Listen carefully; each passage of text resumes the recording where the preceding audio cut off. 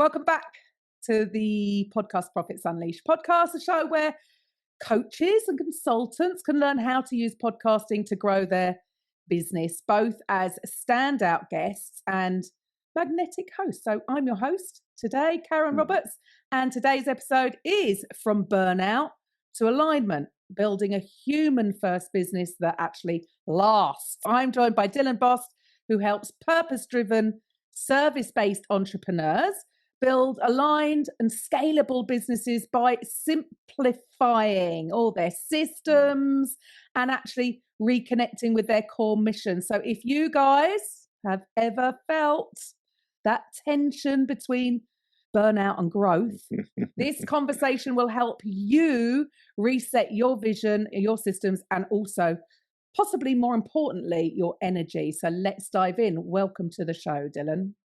Thank you so much for having me. This will be fun. Yeah. So take us back. When was that moment, because a lot of people are either going through it now or they have been through it, myself included, because I think we are sometimes made to feel, right? Nobody can make us feel anything, but I think there seems to be a lot of pressure on us to do so much to keep up that quite often can lead to burnout. So where did that initial spark come from to help people deal with this and go from burnout to aligned business? Yeah, it was a hard lesson to learn. Just to go back, about 15 years ago, I ran a branding marketing agency. It was beautiful. I had wonderful staff of about 25 people, 4 or 5 million in revenue. So all the awards, the money, the people, the stuff. But on that hamster wheel, and this is the point I like to bring up, to me, it's an alignment issue. It's a disconnection. So I was, like you said, we believe that success means go, go, go, do, do, do. And I love to point this out. We're not called human doings, right? We're called human beings. And another key word for me is awareness. I didn't have an awareness that there was another option. To me, this was the thing. I'd seen it from my parents. I saw it from the people around me. You go to work, you gain success, you work hard. How many times do we say that? You strive, you grind it out, you do all these things because that's what makes you a valuable human being. That stuff's garbage. We've got to throw that out. We are valuable human beings right out of the gate. We don't need someone to tell us that. We don't need to achieve anything. But I didn't have an awareness of that. And so it really came for me in a complete burnout. And so here are the things that I'm asking you not to do. I didn't ask for help. I didn't share this with my partner, my wife. I didn't share this with parents or mentors. I quietly kept moving in that direction as hard as I could, pushing against the things. And again, it's without that awareness, I didn't really know. It just felt like almost a disassociation. I don't know how else to be, so I'll just keep doing this stuff. What that looked like to the world is I started drinking too much because, as we know, alcohol numbs you, numbs everything. And unfortunately, you can't numb only the bad parts, you numb all of them. So you start to diminish your light, you start to go away. And that enabled me to make some, not that I made bad decisions, I just didn't make them, right? So I didn't choose to, when we could have put things in place right around 2008 when the marketing crash happened in the US, we were somewhat insulated from that, but a lot of our business was real estate and development people. And so a lot of revenue went away. We could have dialed back staff. We could have done things, a lot of could haves, right? But I didn't ask for help. And I pretty much just stuck my head in the sand. I was like, maybe this will fix itself. It doesn't, people. It does not fix itself.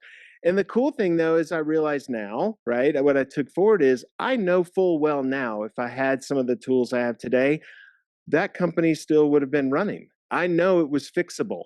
And so that's the thing is like we do have a power. We do have a voice. Get your head out of the sand. Ask for help. Most people have this around them. I know I did. I just didn't do it. I hear you. I've been there. And actually, what I've learned, even from doing this podcast, interviewing other coaches, and I remember interviewing he was an ADHD coach, and I wasn't aware of any of that at that time. And that can be an ADHD trait as well, is you talk about this, we've been conditioned, haven't we? Yeah. Got to work hard for money and I can't ask for help. Where does this come from, do you think? Yeah, Because it I is know. crazy. And I Yeah. think, and it's not just ADHD people who feel like that. A lot of people do, especially I think in the entrepreneurial world. Mm. Where do you think this is all coming from, that we put all this pressure on us?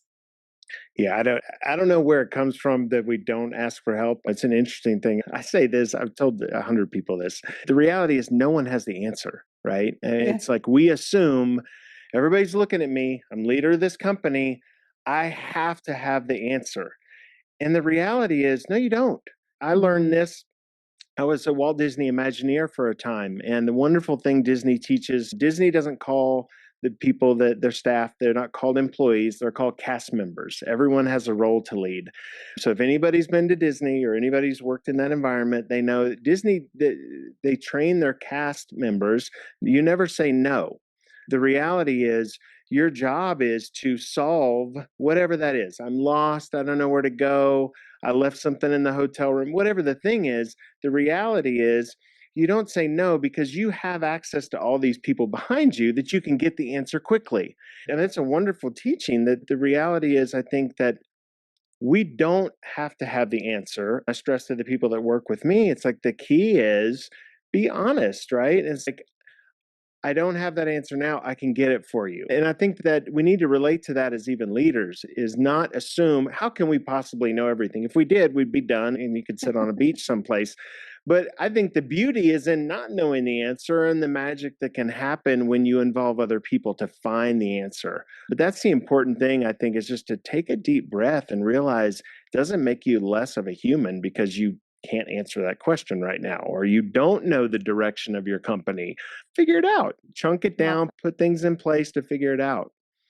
And it's so true, because I don't believe anybody who is hugely successful got there by themselves. Do you?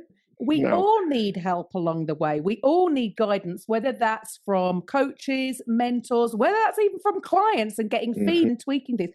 We all need help. And I think there's a big shift. Maybe it's because when people come from the employee background, they've got the whole company, they have got all these people around them. And all of Mhm. a sudden they become an entrepreneur, and they might be just a solopreneur in the beginning before they built a team out. And so again, I think that it's that switch. It's all down to mindset, isn't it? That belief that they've got to do it, they've got to go it alone. And no Yeah. company goes it alone either, do they? Have an No. HR team, a marketing team, a sales Mm. team. You're not going to know everything. So for you, how do you must have a particular process that helps people go from burnout to alignment, and so they can scale. And you talk about it's all about having a business that lasts. So how do you do this? I think the first thing is to get real about what you want, right? I think it's so what I did, and as I learned in that process of burnout, it allowed me to start to ask some questions. Okay, I had successful business, right? And the business worked. What didn't work? Personal life didn't work. And then that's just a giant circle, right? So personal life, if something's not working, it's a wheel. So if you take a chunk out of the wheel, it's not going to work, right? It's going to go around like a flat tire. And so in looking at a new business, what do I want? And I've even gone into a third stage now, as in the past year, developing another new business and really getting real with what does that mean? It means really, to me, it's writing down in developing any business, what are the aspects that make that successful to you? Now, from the business side purely, right? That can be, where's the revenue coming from? Who is the customer? What am I selling? What's the service? Great. Those are the pure business things I did in business one. But that's absent of what's the bigger picture to that. So this is where purpose, I think, starts to come into it. What value, once I have said service or said product, and start to judge it for yourself. This is a personal question, right? No one else has to get involved. If I deliver this at the best I can deliver it, is it meaningful to me? And that could be anything. I don't care if you sell a tire, right? It could be meaningful to you. It's a personal thing, but it needs to. I think it has to be some connectivity, because it can't be just about, oh, I've recognized this gap in the marketplace where this service is valuable. Because if I argued that works for the first 2 or 3 years, but you're going to get bored. right? And that's where the alignment starts to separate. If you're not all bought in to what value you bring, to what value that product has for the end user, whether it's a widget or a service, then at some point you're going to start to separate. You're going to feel tension and friction around what you're doing. You're not going to go in every day with that exuberance that you did to start with. Then the last piece of that is personally, what do I want from this business? How much time do I want to be involved in that? And you got to get real about it. Yes, to start any new business, it takes a lot of time and effort. But I argue you need to set limits to that. You got to define boundaries. You can't expect that it's sustainable for you to work 15 hours a day for 5 years. Even if you're a single person, you need a personal life. You need some enrichment that's not doing this thing, even if you love it 100%. So I think that's a mix that I've talked to a lot of solopreneurs and a lot of people that are getting into business for themselves, just starting out, and helping them to say, what are the aspects? You've got to throw all those things into the mix before you can truly decide, is that a valuable thing? Because I can attest to it. I had all of one side of that wheel, right? I had all the business aspects down. And now flash forward into the business side that I run now, I took a look at from the very beginning. It's like there was a gap in the marketplace. And it's funny because half of my brain is not on the technical side of things, right? I love to talk to people. I love to interact with people, but my technology business is none of those things. But in reality, we found a way to incorporate, and that's why we call ourselves a human first business. We deliver high-end WordPress hosting for businesses of all sizes. The gap in the market was right now, and the way that it's looked for the last 10 years is basically you're going to a technical company to get a technical service of which you don't really understand what they do. So there's a lot of communication misses between the businesses and those companies. The expectations are different. And I said, how can we better that? It's like, we just need people in the mix, right? You can't automate all of these things. When that yoga studio has a question or that surfaces manufacturer has a question about their website, they're going to speak business. They're going to say, this is broken. I don't know what to do. We need to have a human being on our side that can talk with them and help them figure out that problem. And that was not in the marketplace at all. And so we solved that. And then on top of that, I said, you know what? I don't want to work 10 hours a day. I've done that. I missed out on my first two children for the most part of their childhood because of that. So I designed a system and a platform that doesn't take a lot of my time. Even from the beginning, I went from what could have been a 10 to 15 hour a day time involvement to about a 4-hour time involvement. And I've kept even running the business as I've defined that boundary, and as systems and things have come into play or more customers have come into play and we've needed more of my time, we've designed systems to increase, or we've brought in people, because the important part is we can get trapped, right? We can get so trapped in the distraction of I'm busy and I'm successful, but then all of a sudden you're working 10 hours a day and you're completely burnt out and tired, and your wife's really upset with you because you haven't seen the kids in a week. And so you got to continue to check and balance that, especially when success starts to present itself. Oh, I've got more to do. I've got new marketing. I've got new sales. I've got a new customer thing. But you've got to continue to test against what you defined as that boundary and make sure that you follow it. And this is the thing, it's in the beginning, if someone's starting out, I can understand that it can seem counterintuitive. But if you do not set those boundaries, trust me on this, you'll get woken up in the middle of the night. I'm from the UK, but most of my clients are Americans. And if you do not set specific rules and set your boundaries, people will take and take, and you don't want to be woken up in the middle of the night. It makes for a much happier life when you do, because then you know exactly what you're doing. You know that you're going to sit down at your computer tomorrow and you'll know exactly what you've got to do that day, and that is it. And I think the hardest thing, I know this, I'm probably speaking for myself here, but I'm sure there's other people that feel the same. Like, I can remember a long time ago, people being told, you've got to basically take the emotion out of it. I find that difficult. I can take things personally, and you can't. It's like, you've got to take the emotion out of it and do the work and then walk away rather than staying there and keep working and keep working. And that's going to lead to burnout. Do you find the same? Do you think that's sort of part of it as well? It is, again, going back to this mindset issue. Huge. It's a huge part of it, I think. And that comes down to defining what success is for you.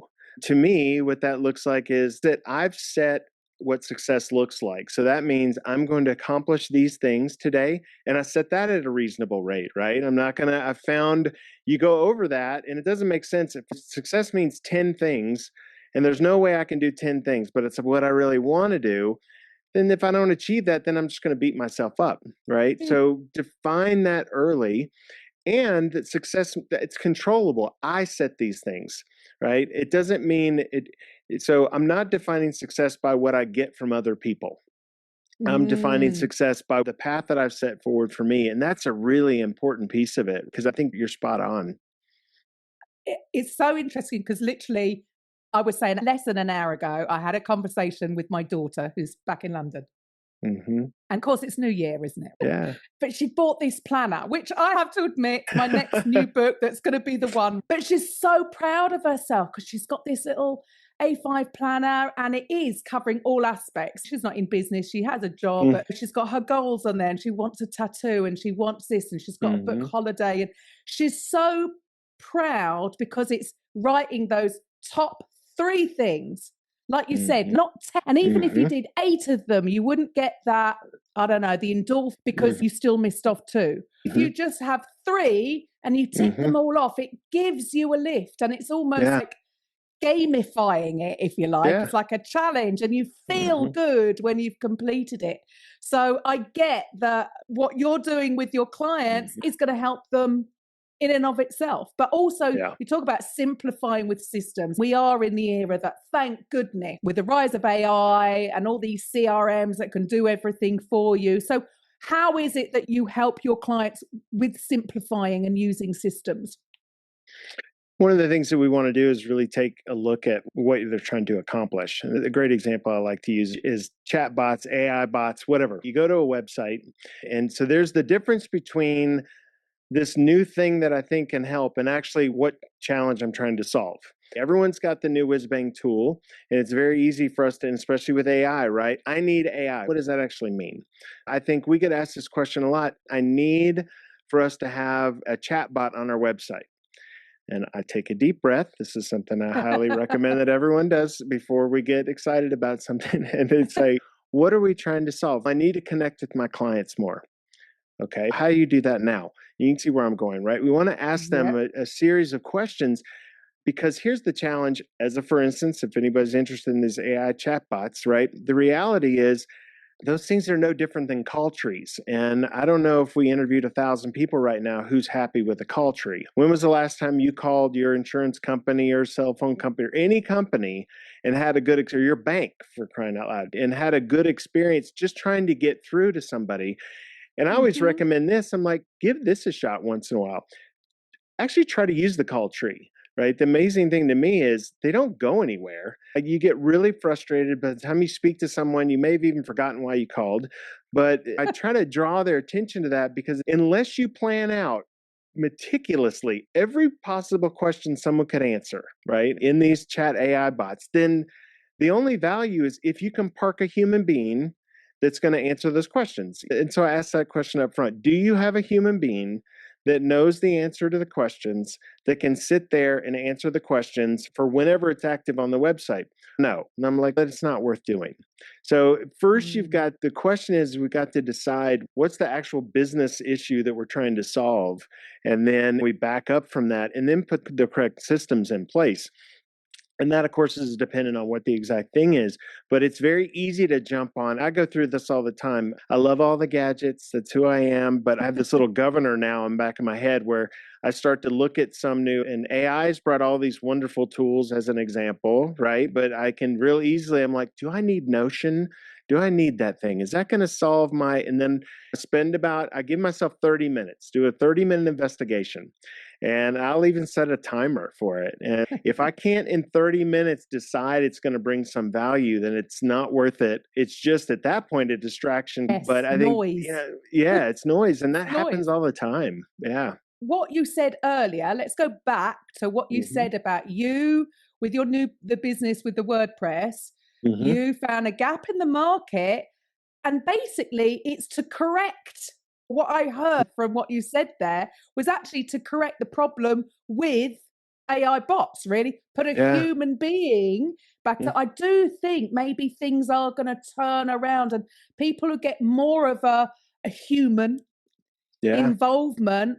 Those are the business that are going to roll, because I totally agree with you what you said. It's frustrating Mm. when you try to get hold of someone. My daughter, again, she was trying to change the address on her provisional driving license, and it was the computer says, no, I'm not in that category, and I'm not in, where am I? And I said, look, darling, I don't know whether you get this in the States, but years ago there was a comedy, Little Britain, Yeah. and one of the sort of catchphrases was, the computer says no. And I said, look, darling, it's Mm-hmm. no longer a comedy. Yeah. It's real life. We're living that. But you've just actually proven, and somebody who really knows their stuff and has been in Mm-hmm. this industry, you've just shared with the audience that actually going the other way and having more of a human experience is what is actually going to make you more successful. Yes, AI tools have their place. And like you said, the right tools for the right thing. And do you actually need that one? Or maybe you need this one. So for you, what would you say is the biggest challenge or the biggest problem that people have with burnout and trying to simplify their systems? What do you see a common thread anywhere? I don't see a common thread. I think the biggest problem they have is not knowing where to go. So for me, burnout was, I don't know what to do. And to paint again that picture, it didn't seem like anything was wrong. I was super tired and super stressed, but like most people in this case, like they're used to that feeling. Cortisol levels are through the roof. So they're up here, and that's somewhat addictive. It's like, I don't want to be down here because it feels good to be up here and I can make good decisions all the time and I can handle all the phone calls. I can start to talk fast, think fast, and everything else. I think that the biggest thing to start to question yourself is, are you happy? And really get serious with yourself. Again, you don't have to have this discussion with anybody else. You don't have to let them see the chink in the armor. I argue that's the important next step, right? Share this with someone else. But no, ask yourself, and part of this is writing this down. Get it out of your head. Writing down just a couple of things. Do I have enough time for my business? That's probably an obvious yes.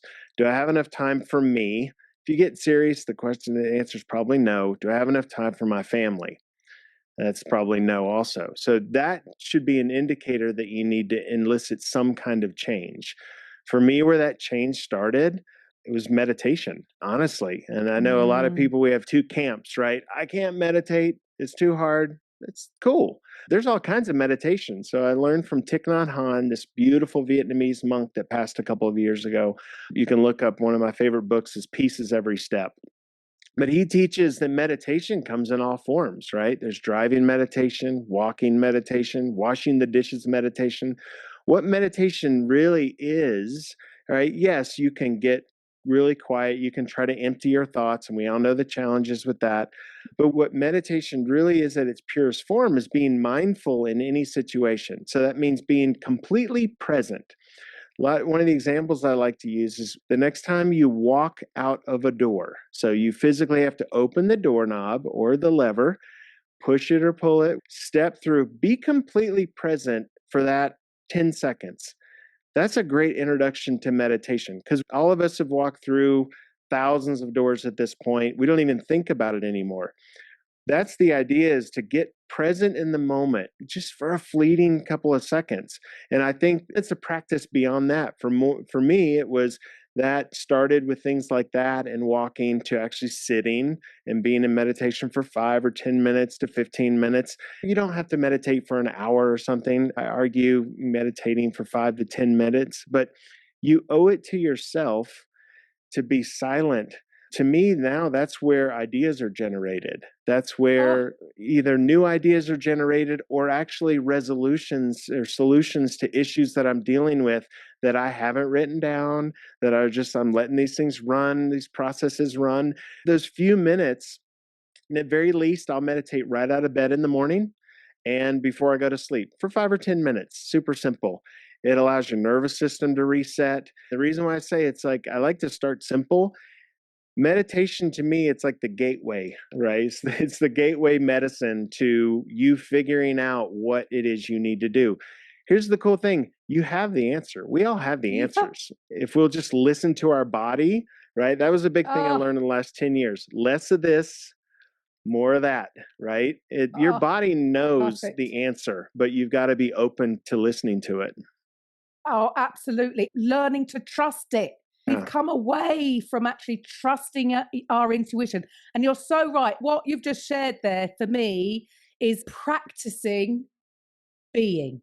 Mm. Like you said right at the beginning, we are human beings, but we've been Mhm. so conditioned to do and busy think the answers or the solutions to the problems can't even get through because No. we think we're in control of it. And when we do Mhm. actually stop for a moment, I'd say I'm practicing my unthinking.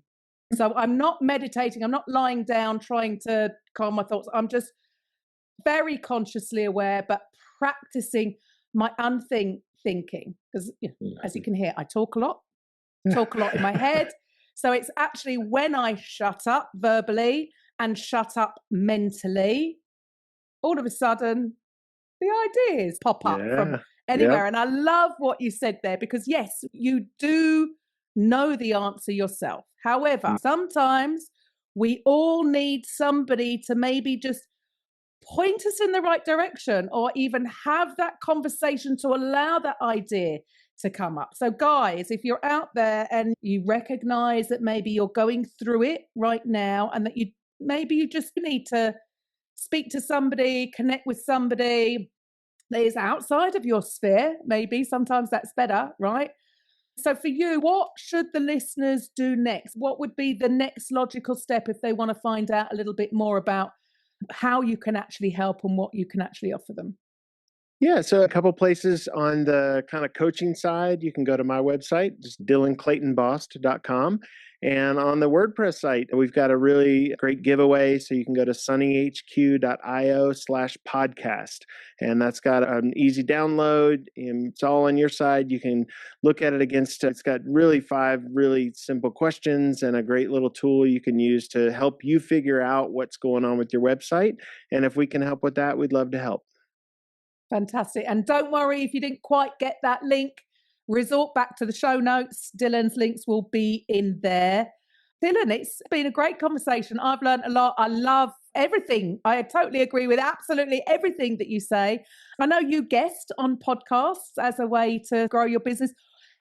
Can you share any kind of a win that you've had from any of your guest appearances?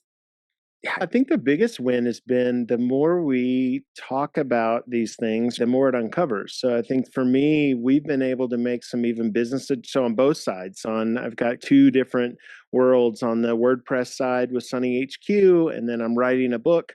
So in both cases, had some really incredible conversations that have led to, for instance, we're rebranding our company right now. So the company's 8 years old. We're rebranding. That came directly from some conversations, as well as for a long time, we'd wanted to develop a customer operations tool, basically a database of everything customer. We'd been using a hodgepodge of all kinds of things, and it works, but it's something funny. From the very beginning of the inception of the company, I knew we needed this, but it was from some conversations that really gave me the direction that, hey, man, we just need to do that now. And so a lot of things like that. And I think that it's the power of the conversation, right? I think it's really important that we recognize the sharing aspect of what we do and how much it can help us. 100%. I think a lot of people miss that side of it, that it's actually the relationship side. If you're a host, it's with the guest. If you're the guest, it's vice versa. It doesn't matter whether you're the host or the guest, it's that relationship. And yeah, sometimes somebody can just let you know of an idea Hmm. or of a solution that you've been looking for, and it comes up, guess what? Through having a Yeah. conversation. Hmm. Simple. Love. So yeah, thank you for that. And guys, if you're listening in and maybe you've been thinking about guesting on podcasts as a way to grow your business this year, 2026. Wow, the hell did we get here? I also have a gift for you. Now, normally this is exclusively for paid clients, but To my loyal listeners, you can get access for free to my 4-part mini course, the Podcast Profits Funnel. There is a caveat. You have to complete it in 5 days if you're getting it for free and do all the short assignments. And also, if you do, you will get the reward video that you can't get access anywhere else. It is part of my 5K offer, and that is how to automate your sales. So if you're a coach and you're tired of doing sales calls or worse, wasting time with no shows, go to podcastprofitsunleashed.com/free. And the link will be in the show notes. So guys, great guest. So if you want to do what Dylan has just done there, fantastic conversation. Thank you for your time today, Dylan, and to the listeners. I'll be back next week. Bye for now. Thank you for listening to today's episode on the Podcast Profits Unleashed podcast. If you're